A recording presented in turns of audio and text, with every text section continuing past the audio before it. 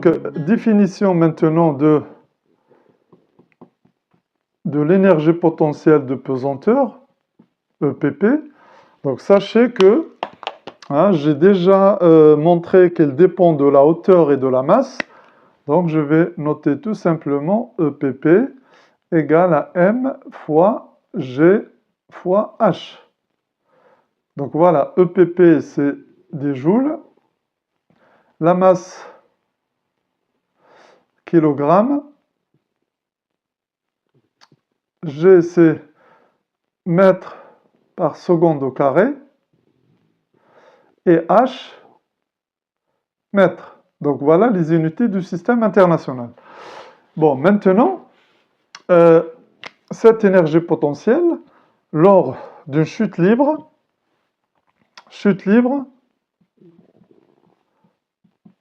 donc sachez que dans la chute libre, il n'y a que la force poids qui agit sur l'objet mécanique. Le mot libre veut dire que la seule force qui agit sur le système mécanique, c'est le poids P. Donc il n'y a pas de frottement, les frottements sont négligeables dans ce cas-là. Alors qu'est-ce qui se passe? Eh bien l'énergie mécanique de départ, vous voyez, regardez, je vais prendre un objet de masse M ici. Là c'est le sol et là c'est H. Donc, vous voyez que là, normalement l'énergie potentielle a l'état initial, ici c'est état initial, je vais noter ça. Ici j'ai un EPPI, ici j'ai EPPF final. Donc sachez que dans ce cas-là, EPP final, ça il faut le savoir dès maintenant, égal à 0 au niveau du sol. Donc sachez qu'on prend le sol comme étant la référence de l'énergie potentielle de pesanteur. C'est toujours égal à 0 au niveau du sol. Voilà. Tout simplement parce que H égale à 0 au niveau du sol. Et tout simplement parce qu'on prend bien sûr l'axe, vous voyez, l'axe des Z vers le haut, comme ça c'est K. Et donc c'est l'origine 0, c'est au niveau du sol. Donc dans ce cas-là, bien entendu, l'énergie potentielle, vous voyez l'objet à t égale à 0, il est là. Après, il va être là aussi, à un instant t quelconque, H1 par exemple, jusqu'à ce qu'il se retrouve, bien sûr, sur le sol. Donc, qu'est-ce qui se passe alors? L'énergie potentielle diminue. Pourquoi il diminue? C'est parce que H diminue. Eh bien, si l'énergie potentielle diminue, on a dit que l'énergie, normalement, ne se crée pas, ne se perd pas, il se conserve. Ça veut dire qu'elle a été transformée en une autre forme d'énergie. Ben, cette autre forme d'énergie, c'est l'énergie cinétique. Donc, sachez qu'un objet, dès qu'il commence à bouger, il a une vitesse, et donc il a une énergie cinétique. Regardez la leçon précédente sur l'énergie cinétique. Donc, pour la chute libre, tout simplement, vous voyez, vous avez EPP qui va se transformer en une autre forme d'énergie que je vais noter, EC, dans ce cas-là, avec bien entendu EPP, la formule c'est M fois G fois H, et il va se transformer en 1/2 de mv carré. Vous voyez là, en permanence, depuis l'état initial jusqu'à l'état final, l'énergie potentielle diminue, EPP baisse, pour donner place, bien sûr, à l'énergie cinétique. Elle augmente jusqu'à l'état final. Donc vous voyez qu'il y a un échange d'énergie dans ce cas-là. L'énergie, elle passe d'une forme potentielle à une forme cinétique. Et vous allez voir que, puisqu'elles sont liées entre elles, ces énergies, vous voyez, il y a l'une se transforme à l'autre, et par conséquent, c'est ce qui donne la définition de l'énergie mécanique. Vous voyez, l'énergie mécanique maintenant, eh ben, ça va être la somme des deux énergies. Vous voyez, à un instant t donné, comme ici, quelle est l'énergie mécanique de ce système? Eh ben, c'est l'énergie potentielle plus l'énergie cinétique. Parce que là, maintenant, il a de l'énergie cinétique et de l'énergie potentielle. Donc, à chaque instant, on fait la somme des deux énergies et ça donne l'énergie mécanique, qu'on appelle l'énergie mécanique. Bien, définissons maintenant l'énergie mécanique. Donc, on a dit que l'énergie mécanique,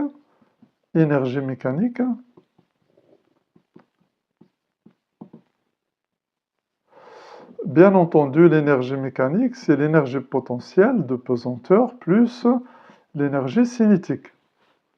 Donc, si j'écris ça avec, bien sûr, les formules, c'est mgh plus 1 demi de mv carré. Donc, ça, c'est absolument nécessaire. Vous voyez, donc, il faut savoir ça absolument. Donc, maintenant, vous avez, dans ce cas-là, chute libre, automatiquement, conservation de l'énergie mécanique. Chute libre, que ça soit verticale ou bien parabolique, conservation de l'énergie mécanique. Vous voyez? Conservation de EM. Bon, ça, c'est important. Ah, j'ai dit libre, attention, hein, parce qu'il n'y a que le poids. Vous voyez, l'objet, il est de masse M, et il n'y a que la force poids qui agit sur le système mécanique. Donc, si l'énergie mécanique se conserve, ça veut dire que j'ai EM à l'instant t égale à 0, c'est-à-dire initial, ici, égale à l'énergie mécanique à l'état final, c'est-à-dire à l'arrivée au sol. Ce qui se traduit aussi par delta EM égale à 0. C'est-à-dire que l'énergie mécanique finale moins l'énergie mécanique initiale égale à 0. Pourquoi? Parce que c'est la même chose, parce qu'ils se conservent. Cette relation-là, elle est importante. Vous voyez? Bon, maintenant, comment utiliser bien sûr cette loi de conservation? Sachez que cette loi peut vous donner beaucoup d'informations sur la chute libre, soit verticale, soit parabolique. À savoir, je peux calculer la vitesse finale, je peux calculer la vitesse initiale, si j'ai la vitesse finale, je peux calculer beaucoup de choses concernant le système mécanique, chose qu'on a déjà faite avec les lois de la cinématique, c'est-à-dire l'équation horaire de la vitesse, l'équation horaire de la position du système en fonction du temps, etc., etc. Donc ça a été fait même dans un exercice. Mais là, on peut le faire aussi de façon énergétique, vous voyez. Donc l'énergie mécanique initiale, quelle est sa définition? Eh bien, sa définition, il faut appliquer bêtement les règles. C'est 1 demi de mv carré, je vais marquer I, plus mgh I, c'est-à-dire au départ, égale 1 demi de m VF au carré, c'est-à-dire l'énergie cinétique finale, plus mgh F.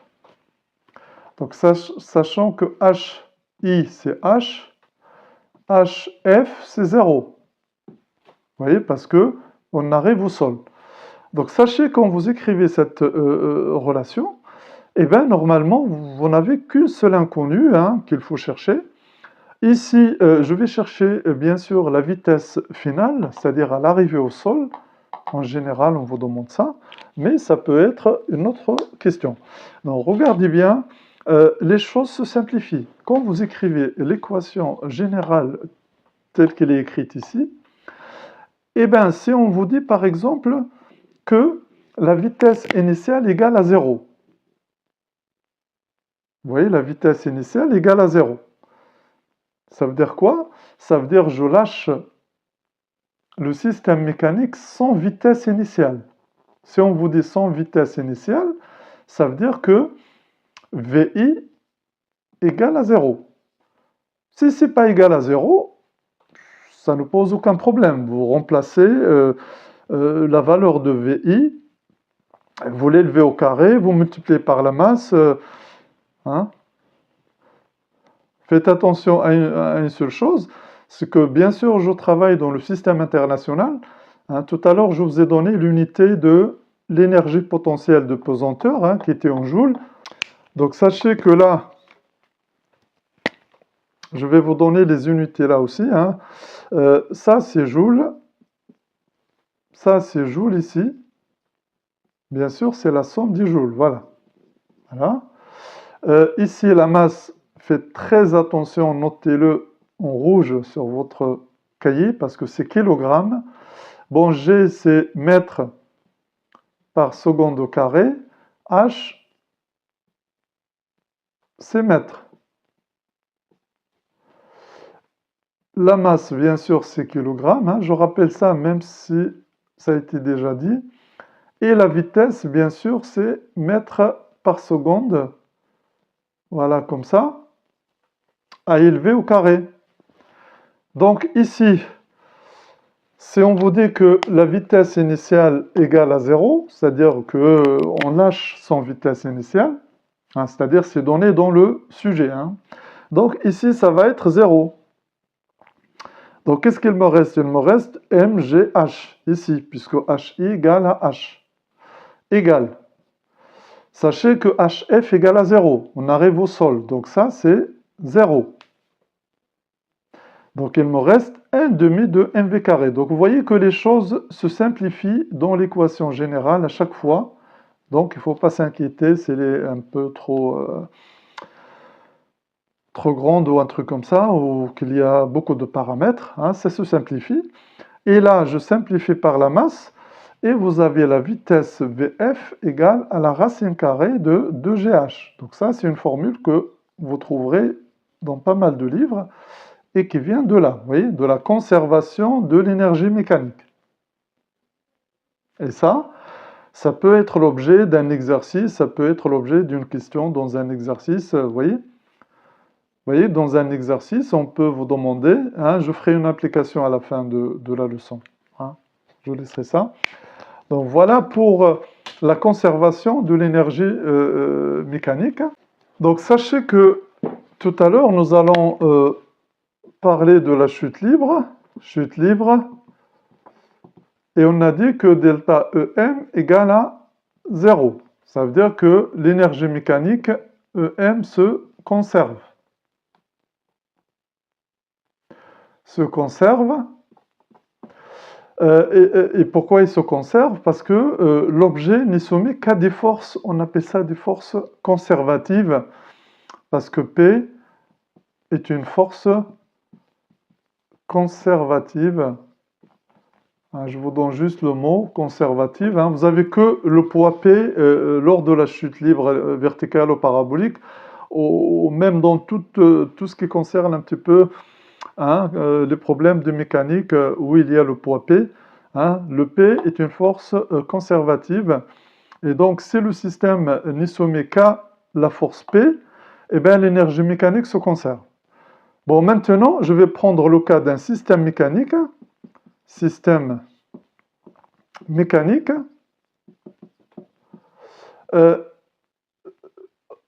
Soumis à des forces.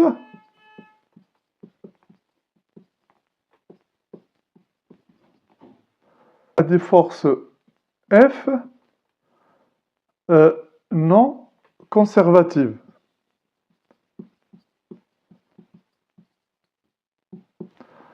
Alors, comment on va écrire alors la loi de l'énergie mécanique? Eh bien, on va l'écrire tout simplement. Delta, la variation de l'énergie mécanique est égale à la somme des travaux de toutes ces forces non conservatives. Vous voyez? Exemple, je prends chute d'un objet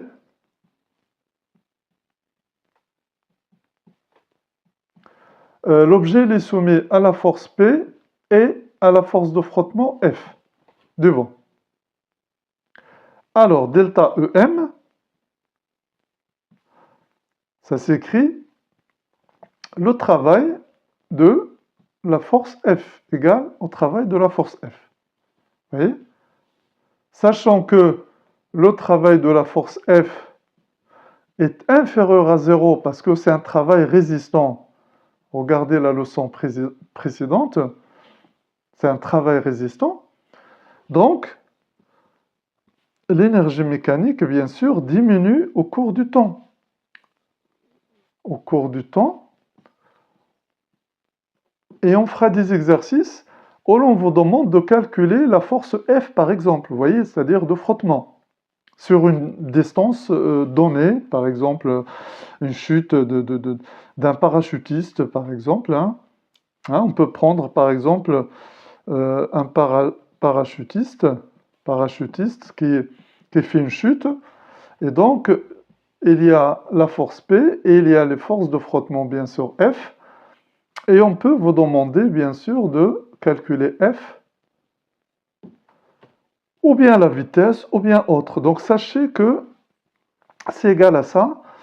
S'il y a d'autres forces autres que le frottement, par exemple, c'est-à-dire vous avez une force F motrice, ben on marque plus le travail de cette force, par exemple. Seulement, il sera positif. Donc voilà, je vais me limiter à la force de frottement ici, qu'on retrouve dans pas mal d'exercices, et qui fait chuter l'énergie mécanique. Et donc, l'énergie mécanique ne se conserve plus dans ce cas-là. Hein? Tout ça sera fait avec des exercices prochainement. Donc, retenez un petit peu les lois. Hein. Je vais maintenant vous donner le diagramme de l'énergie cinétique et potentielle dans le cas de la conservation et dans le cas de la non-conservation, comme ici. Comment on représente le diagramme énergétique. C'est très très important et parfois on vous le demande. Parfois on vous le donne et on vous demande de l'expliquer. Bien, voici deux cas d'un système mécanique en chute. Il est en chute libre sur le premier schéma, ici, et il est en chute tout simplement dans le deuxième schéma, parce que là, il y a les forces de frottement qui agissent sur le système aussi. Donc, l'énergie mécanique ici se conserve, donc je vais le noter. EM se conserve dans ce cas-là. Et ici, EM ne se conserve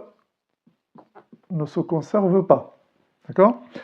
Bon, quel est le diagramme alors? Regardez le diagramme d'énergie. On va mettre E, c'est en joules. Là, c'est le temps en secondes, 0. Donc, normalement, on trouve deux graphiques.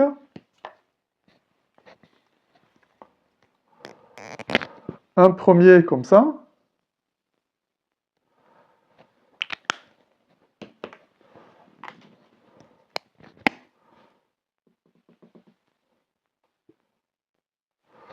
Et un deuxième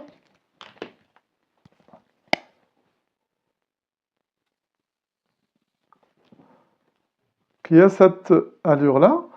Et sachez que parfois, on vous donne ces deux diagrammes et on vous demande quelle est l'énergie cinétique, quelle est l'énergie potentielle parmi ces deux courbes.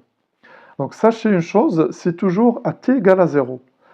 Vous voyez à t égale à 0, ici, normalement j'ai une hauteur h. Donc j'ai une énergie potentielle déjà qui n'est pas nulle. Et on lâche sans vitesse initiale. Donc ça, je vais le noter. V ici, initial égale à 0, mètres par seconde. Et V initial là égale à 0, mètres par seconde. Et là, mètres par seconde. Donc vous voyez que là, l'énergie, bien entendu, qui n'est pas nulle, à t égale à 0, c'est l'énergie rouge. Donc la rouge, c'est l'énergie potentielle. Voilà, de pesanteur, vous voyez. Or, l'énergie tracée en vert, eh ben, c'est l'énergie cinétique. Parce que à t égale à 0, elle est nulle. Et vous voyez que à t final, hein, ici, je vais marquer t final ici. Vous voyez, c'est la fin. Là, c'est t initial. D'accord. Vous voyez, à t final, l'énergie potentielle, elle est devenue nulle. Pourquoi? Parce que l'objet arrive au niveau du sol. Vous voyez, nul. Et l'énergie cinétique au niveau du sol, à quelques picosecondes avant qu'il heurte le sol, eh ben, elle est maximale, vous voyez? C'est l'énergie de départ, hein. Je vais noter cette énergie, hein, I, vous voyez? C'est l'énergie de départ qui est potentielle, vous voyez? Et alors, l'énergie maintenant mécanique, comment on la trace? C'est la somme des deux. Donc, ça va être une droite horizontale, elle ne change pas. Donc retenez bien, si on va dans ce diagramme, je vous ai montré comment trouver l'énergie potentielle, l'énergie cinétique, et aussi de dire que dans ce cas-là, bien sûr, l'énergie mécanique se conserve. Ça veut dire qu'on est dans le cas d'une chute libre ou dans le cas d'un système qui est soumis à des forces conservatives. Retenez ça, conservative. Hein, dans les problèmes concernant les ressorts aussi, on peut trouver aussi les mêmes raisonnements, les mêmes explications, mais sachez que c'est la même démarche. Bon, maintenant, on va voir ici, qu'est-ce qui se passe. Donc ici, bien entendu, je vais faire les axes, hein. Donc là, c'est le temps en secondes. Ici, c'est l'origine. Ça, c'est l'énergie en joules. Voilà. Donc, je pars d'une position d'énergie I, c'est-à-dire initiale. Donc cette énergie initiale, c'est comme dans ce cas-là, c'est une énergie potentielle. Parce que H est différent de 0 et V égale à 0. Donc il n'y a pas d'énergie cinétique, mais il y a de l'énergie potentielle. Donc je vais faire un graphique comme ça, voilà. Donc ça, c'est l'énergie potentielle, EPP, de pesanteur, d'accord? Donc sachez que, bien entendu, ici, c'est T final, c'est-à-dire c'est l'arrivée au sol. À cet instant, il est arrivé au sol. Et s'il est arrivé au sol, c'est que H égale à 0, et donc M fois G fois H égale à 0. Maintenant, vous voyez, regardez maintenant, l'énergie cinétique, elle est donnée par ce graphique-là, vous voyez, énergie cinétique. Donc vous avez bien remarqué que l'énergie cinétique à la fin, c'est-à-dire à T final, n'est pas égale à l'énergie de départ, vous voyez, initiale, comme ici. Vous voyez? Ça veut dire quoi? Ça veut dire qu'il y a une partie qui a été perdue. Ah, je vais la montrer ici, vous voyez? De là à là, ça c'est de l'énergie perdue. C'est de l'énergie perdue, et perdue sous forme de chaleur en fait, avec les frottements de l'air sur, si c'est un parachutiste, sur le parachute, sur le pilote, sur tout ce que vous voulez, vous voyez? Et donc l'énergie mécanique maintenant, si on vous demande de la tracer, eh bien elle va être comme ça, vous voyez? Voilà. Donc ça, c'est l'énergie mécanique, ça. Donc, vous voyez que l'énergie mécanique diminue en fonction du temps, et ça, c'est prévisible. Pourquoi? Eh bien, parce qu'on avait des frottements dans le problème, ou des frottements qui agissent sur le système mécanique, c'est-à-dire exercés sur le système mécanique. Donc, vous voyez que les frottements, bien sûr, minimisent un petit peu la vitesse, et par conséquent, l'énergie cinétique. Et c'est la relation que je vous ai donnée tout à l'heure, hein, d'accord? Delta EM égale au travail des forces de frottement. Et comme le travail des forces de frottement est résistant, c'est-à-dire négatif, Par conséquent, l'énergie mécanique ne peut que baisser par rapport à l'état initial. Bien, une dernière remarque. Bien, une dernière remarque. Là, j'ai un arbre de masse grand M, voilà. Et cet arbre, il va faire une chute. Vous voyez? Une chute. Donc, quelle est l'énergie alors potentielle? Comment calculer l'énergie potentielle de cet arbre, sachant que, bien sûr, la hauteur est variable. Donc, vous voyez que cette partie de l'arbre, elle est située à un H1. Celle-là, elle est située à un H2, etc., etc. Vous voyez, donc comment je vais faire? Quel est le H que je vais prendre pour calculer l'énergie potentielle de pesanteur de l'arbre?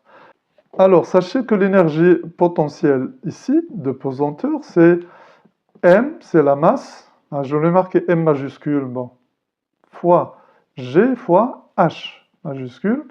Donc, sachez que les unités qu'on utilise à chaque fois dans une formule, c'est les unités du système international. Ici, c'est newton par kilogramme ou bien mètre par seconde carré. Sachez aussi, c'est newton par kilogramme, hein, c'est intéressant aussi à savoir aussi. Et le H, c'est mètre. Voilà. Mais c'est quoi le H? Hein, sachant que ici, j'ai marqué H1, H2, et on peut même ici prendre H3 jusqu'à la limite de l'arbre, si vous voulez, voyez?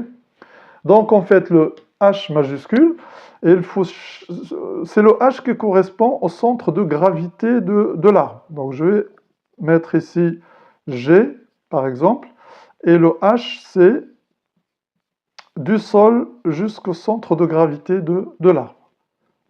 Et c'est comme ça qu'on calcule l'énergie potentielle de pesanteur. Bon, là, on va passer un exercice d'application. Bien, nous allons faire un petit exercice d'application.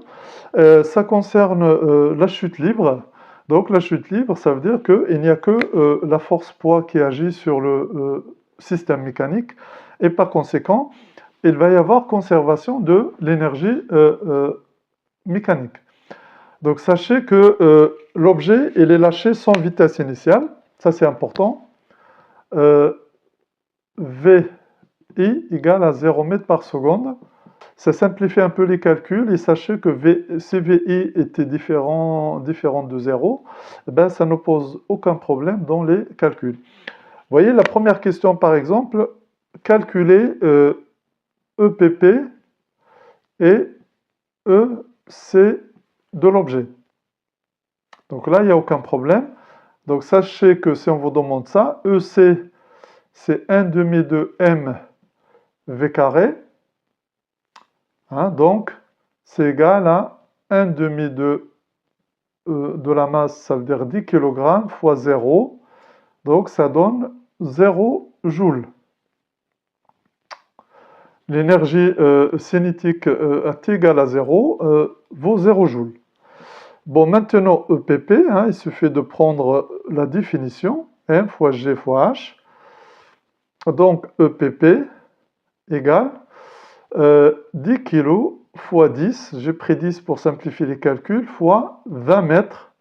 Donc là, j'ai tout dans le système international. Faites très attention aux conversions. Ça, en physique, ça, c'est important. Donc, conversion. La première chose à laquelle vous pouvez penser et répondre dans votre tête, c'est est-ce que les unités que je suis en train d'utiliser correspondent un petit peu au calcul que je suis en train de faire. Sinon, ben voilà, notez ça, c'est très très important. Sachez que dans les matières scientifiques en général, si on n'a pas maîtrisé encore les unités, comment les manipuler, comment les convertir, comment les utiliser pour trouver des formules, vous imaginez, même on peut trouver des formules grâce aux unités, bien sûr, des grandeurs physiques. Si on n'a pas compris ce sens-là, c'est qu'il faut quand même travailler dans ce sens, hein, pour maîtriser ça, parce que c'est important. Hein. Donc ici, le calcul ne pose aucun problème, hein, 2000 joules. Donc ça, c'est la première question. Deuxième question maintenant, on vous demande calculer pareil EPP et EC à T final. Vous voyez? Là, c'était à T initial, attention. Ah, je vais le faire ici. T initial. T initial, c'est ici. Et T final, c'est la fin. Bien, donc EPP, puisque H égale à 0, donc, bon, c'est 10 fois 10 fois 0 égale à 0 joules. Donc ça y est, pas de problème. EC égale 1 demi de mv carré. F. Vf au carré. Alors, quelle est la valeur de EC? Voilà, donc à T final, je ne peux pas calculer EC car je ne connais pas la vitesse finale. Donc, dans ce cas-là, je laisse la formule comme ça et je continue à répondre aux questions qui me sont posées. Donc, la troisième question maintenant, il va être... Troisième question maintenant, écrire la conservation de l'énergie mécanique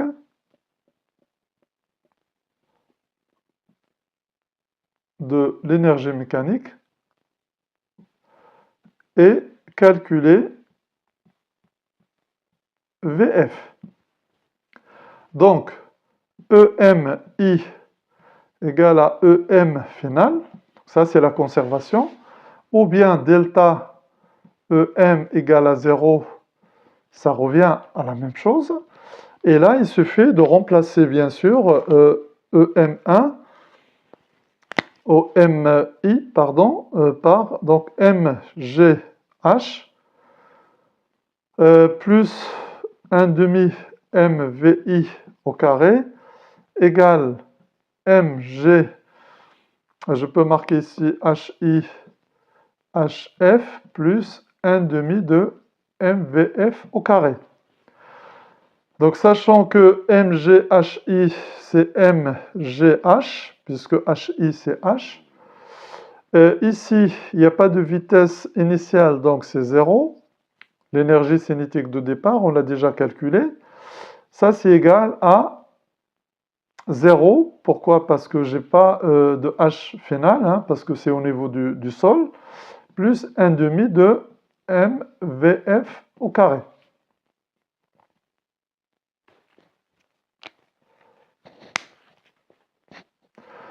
Donc on peut faire comme ça, vous allez voir, hein, il y a une autre méthode.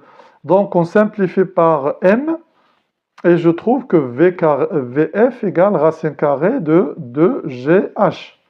Et donc je calcule, application numérique, VF égale racine carrée de 2 fois 10 fois 20. Donc ça fait racine de 400. Et donc ça donne 20 mètres par seconde.